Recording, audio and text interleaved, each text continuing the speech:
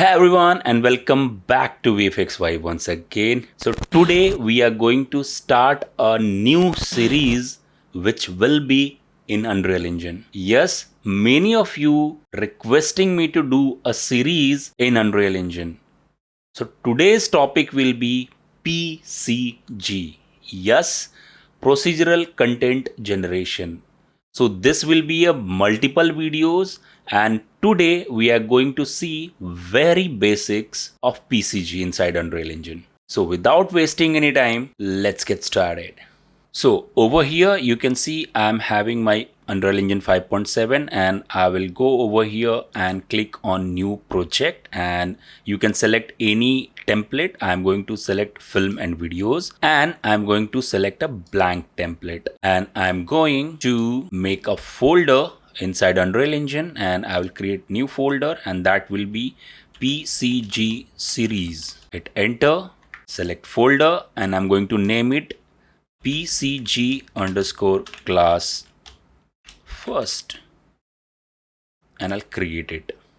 Okay, so here is my Unreal Engine, and before starting anything we need to understand what exactly PCG is and where we can use it. PCG stands for Procedural Content Generation, and PCG is very helpful where you want to create a large landscape, maybe a jungle scene, maybe a city. Those kind of places we can utilize PCG in a very efficient way, and PCG is non-destructive workflow, and it gives us a tremendous amount of variation in terms of work and all. So I hope it's little clear where we can use PCG and what exactly PCG is. So once I'm into Unreal Engine, you need to go to edit and plugins, and here you have to type PCG, and trust me, if your procedural content generation framework is not enabled, you won't find any kind of PCG inside Unreal Engine. So you have to switch on, and also we are going to switch on procedural content generation framework geometry script interlop. Apart from that, I think everything is good, and I need to restart my Unreal Engine. Okay, so here again my Unreal Engine is restarted, and first thing first we need to create is a landscape, because PCG works on landscape. You have to keep it in mind, right? So to create a landscape, I will go over here, and over here in landscape I'm going to click. By default it will come like this, and if needed I can change the settings, but I think we should just create that thing. It will take some time, and my landscape has been created. I'll go to selection mode, and if I'm going over here, I will have my landscape like this. So once my landscape is done, I'm going to delete floor, right? So that will be my landscape. Now I need to add some texture to my landscape. Maybe possible you can create your landscape material, or I'm going over here in Fab. If you don't find this tab, you need to go to quick add menu, and you have to select Fab, and maybe I can type Quixel soil something. Maybe we can change it later. So I'll select this. Looking fine to me, and for this example I'm going to take medium quality, and I'll hit add to project. It will be added. I will close it, and I will go over here, and I'll hit control space bar, and in Fab I will remove my filter, and in Fab you will see I'm having a mega scan, surfaces, medium, and I will have my material. So I will select my material like this, and I'll select my landscape, and I'll go to details panel, and I will add my landscape material over here. So obviously it won't look nice because it's too tiled. So what I will do, I will just go over here, double click, and in global I will reduce tiling maybe 0.3 just for this example, and I will save it. So now it's little better, but again I can see it's not that good, but it's little better, right? Once this is done, I will go over here, and in content I will go and create a new folder called PCG, and over here I will create one PCG. So in PCG, I'm going to create PCG graph, not going to create PCG instance. I'm going to create PCG graph. And over here, you will have multiple options to create a template of PCG. But since this is a beginner series, I'm going to create empty graph and I will name it PCG. So once I'm done creating, just you have to double click on PCG and you will have your PCG graph. I'm going to dock it over here. In PCG graph, you will have multiple things, like you will have your viewer where you can see what's going on inside PCG, and you will have your input and output. So for now, I don't need this. Also, whatever node you are going to select, their details will be in detail panel. You will have your attributes, you will have your debug object and graph parameters over here. So each and everything you will find over here. First thing first, you need to drag your PCG on landscape like this, and you will have your PCG bounding box like this. If you want, you can go to your details panel and maybe I can increase size to 50 by 50 by 50. Later on we will change it, and you have to keep it in mind that if you are using PCG, make sure PCG bounding box is interacting with landscape. If you are going to use something like this, it won't work. It should be intersecting with the landscape. I think height is too much. Maybe I can put it like 30. If needed, I can change it later. Like this. Now I'm satisfied with my PCG bounding box and I'll go closer to it like this. So to generate anything with PCG graph, we need to tell my PCG graph that this is the landscape where I want to create anything. So to pick my landscape data, I will be needing a node called get landscape data. So I'll go and I'll pick landscape data, and automatically my landscape will be picked by this thing. Now I have my landscape and I want to produce assets on landscape.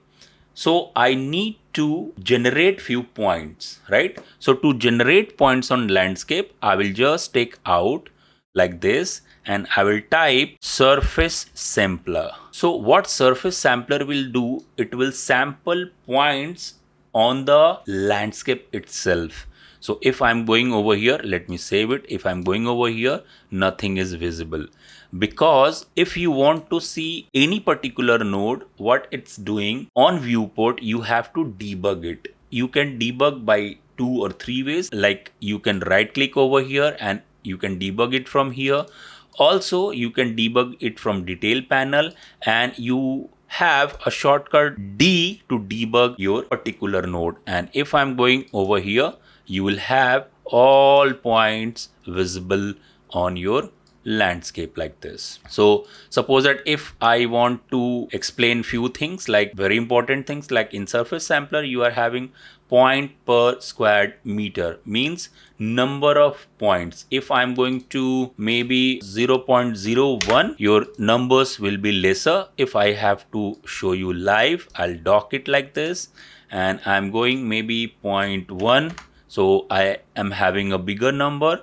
And if I'm going to multiply by 2, I'm having bigger number. Maybe I can use divide by 2, I'll have lesser numbers. So you can play with numbers and all. Let me dock it over here one more time. Now next thing is point extent. Basically point extent is something you can say it's a size of individual points. But if I'm going to increase size of individual points, like let me show it to you. If I'm going to do 100 by 100 by 100, so that means my size of points will be bigger, but since they are bigger, there will be a lesser in numbers, right? Because we don't have much space to accommodate bigger points, right? So we are going to use it this thing later on. Also, we are having seed. Seed is for randomization. So if I'm going to change seed, you can easily see my points are being placed randomly like this.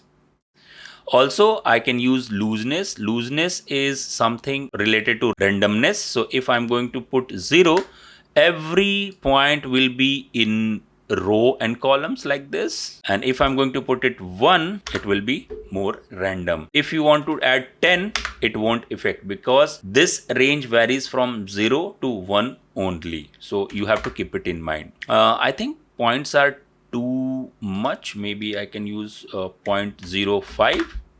Later on we will increase size, need not to worry. Apart from that, we are having multiple things. Slowly we will see what these things are. If you want to spread our points on entire landscape, maybe you can use unbounded, but it's not recommended, because if you are having better PC, you can go and use unbounded. For this example, I'm not going to do it. I'm going to use my landscape bounding box for my content generation. So this is my surface sampler. Also, apart from debugging, if I'm going to hit A on keyboard, I will have my attributes, and what attribute will show me? It will show me position of each and every points, rotation of each and every point, scale of each and every points, bounds min and bound max of every points, multiple information it's showing me, color, density, steepness, what exactly density is. So if I have to show you, I'll go close to my points, and if you want to navigate faster, I can go over here. Maybe I can increase speed to 2, 3 or 4. Let's go. So if you can see, few points are black, few points are gray, and few points are white. So density is denoted by these colors. So if I have to show you, the density of 0.9 will be brighter or towards white color, or whatever number is lesser or towards black, it will be black. So this is density, and we are going to use density in our coming videos as well. So this is density. So in attribute, I am having multiple information, and these information we will be using in coming videos as well, right? Okay, now, so if you want to generate few elements like trees and all, so you have to use another node called static mesh spawner. And static mesh spawner will provide us a facility to produce or to generate meshes where I am having my points. So I'll go static meshes, and let's bring some meshes in our project. So I will go to Fab again. I'll click back and I will type pixel and I'll hit enter. And over here in 3D, I will go to nature and plants. Maybe I'll go to trees, and let's see what we are having. So these are the Megascan plants, and over here I'm having few packs, right? So maybe I can use this, or maybe I can use this. These two are similar, and maybe I can use this. So let's select it and let's add to project. And I am going asset not compatible with version 5.7. Please select closer alternative. Okay, so I was facing problem in importing assets from Fab. So basically I was trying to use this asset, but it shows that in 5.7 it's not compatible. So I tried importing in a different way, but it couldn't happen. So I opened this thing in Unreal 5.6 because 5.6 it's compatible, and from 5.6 I migrated few assets to 5.7. By doing this way, it's all working for me. I will definitely recommend to try this method, or if anyone knows a better way to import these assets directly in 5.7, please comment down below. Okay, so here I want to add few static meshes, and if you can see in European home bin, I am having few trees. So I'm going to import few trees, or I'm going to spawn few trees. So after taking static mesh spawner, I will go over here, and in static mesh spawner I will have mesh entries. So I need to add few elements, like maybe I can add 2 or 3 elements. So in first element descriptor, I will have option to import static meshes. So I will go control spacebar, and maybe I will import this one. In first component, I will close this. I will go to descriptor number 2 and I will import maybe this one. And I'll also close it. I'll go to descriptor number 3 and maybe I will import this one. So now I'm having 3 mesh entries, and if I want to see, I will go over here, and if you can see, I'm having my trees aligned. But if you can see, it's all for same size and height. So later on I will change it. But if I'm going over here, and let's debug this by hitting D on keyboard. So if you can see where I am having my points, on those points I am having my meshes.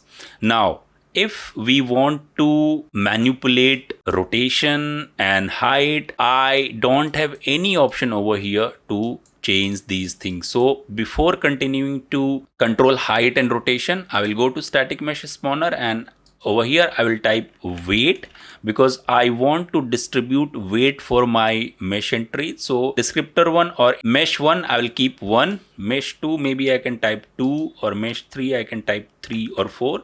So this will be the weight of all the entries, and if I'll go over here, maybe few trees are more, few trees are less based upon their weight. Right now, to control rotation, scaling and position, I will be needing another node called transform points. So I'll take out and I'll type transform points. I will take this. Just to disconnect any connection, hold down Alt, left click and drag. Connection will break and I will connect this. Now let's debug transform points, and if I'll go over here, maybe meanwhile I will disable this static mesh spawner by hitting E on keyboard, or you can go over here and clear this, and over here I will have option of enabling and disabling. Shortcut is E. So if you can see, I'm having these things. Now let's start rotating things. I'll go over here in transform point. I will have option of offset, rotation and scaling. So in rotation, in Z axis, I will give 360 degree. So I will have a range between 0 degree and 360 degree. And if I'll go over here, you can see few points have been rotated and few are not rotated. So by this way, we can create a variation. Also over here in scaling, maybe I'll type 0.7 and 1.5. So what will happen? I will have range of scaling between 0.7 to 1.5 like this. Few points are bigger, few points are smaller. And then now I'll go over here and I will enable this. So if you can see, I am having rotation offset, I am having my scaling offset, and by this way we can create variation like this. So I think that's it for this episode, and in coming episode we are going to see more things to make variations, to spawn more assets. And if you are liking this series, please don't forget to like this video, share this video, and if you're new to this channel, please don't forget to subscribe. With this said, this is VFX Vibe signing off. Have a good day.